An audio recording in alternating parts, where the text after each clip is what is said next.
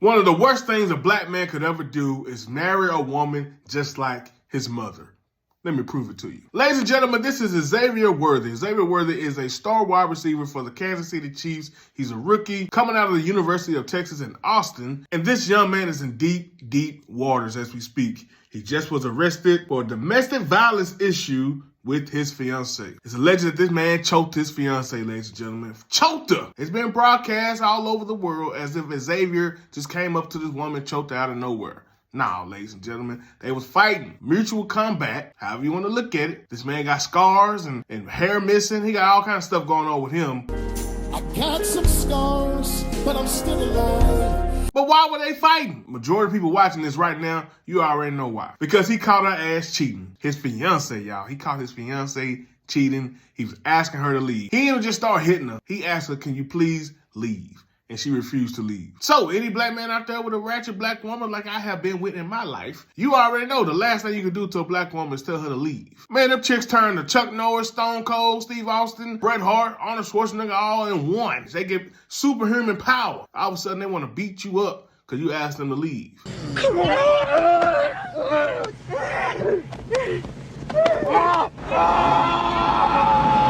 And why do they do that? Because they know they have the trump card. All they have to do is go hit that phone, hit that line to get you locked up. No matter who got the scars on them, if you hit her, you're going to jail. And she got even more leverage over him being that he's in the NFL. They have all these rookie symposiums and all these NFL people that talk to athletes about domestic violence. All the post-Ray Rice overcompensating things that the NFL has done. They forewarn all these athletes. They forewarn all these companions of the athletes that if domestic violence happens, your career is pretty much over. I can tell you story after story after story of black women since Ray Rice that has used this leverage against black NFL players. The charge is a third-degree felony punishable up to 10 years in prison. But I'm a Cowboys fan, and I remember what they did to Ezekiel Elliott. And I'm just saying, Xavier got a long road ahead of you. But let me take you guys to a night that we all should remember if you're a football fan. On October 7th, 2024, Chiefs were playing a Monday Night Football. Xavier Worthy scores a touchdown, and then this happens.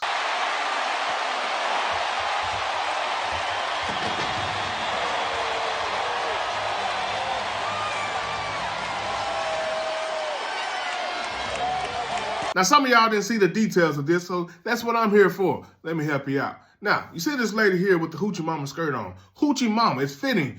She's a hoochie and a mama. I'm just playing this Xavier, don't come after me. Look how short it is. If you look closely behind her, you will see a young man seeing a black ass for the first time in his life.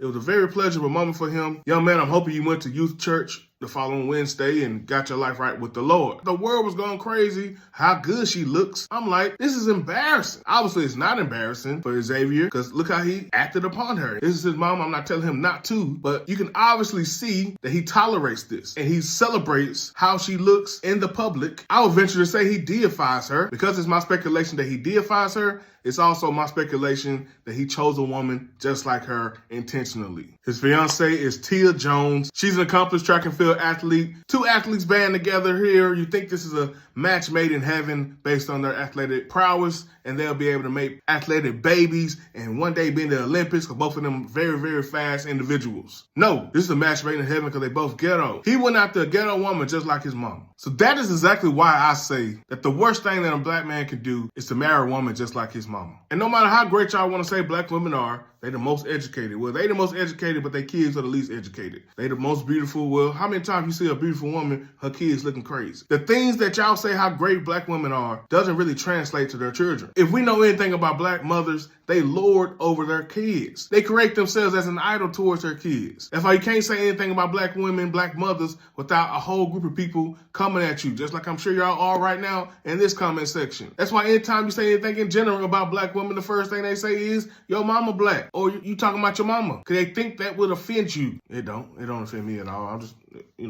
I understand who my mama is. I understand what your mama is. The percentages say she's probably not that good of a person. So if you're raised in a house to deify this person, You're probably going to feel that way about black women in general. A husband or a man deifying his wife to a point where she can't be held accountable at all, to the point that he's not leading the household and leading the relationship. That is not a relationship conducive for success. It will fail. And more often than not, that woman will cheat on you. This statement I'm about to say, I'm going to say for the rest of my life. On my deathbed, I hope I have 3 sentences left. I want this to be one of those sentences.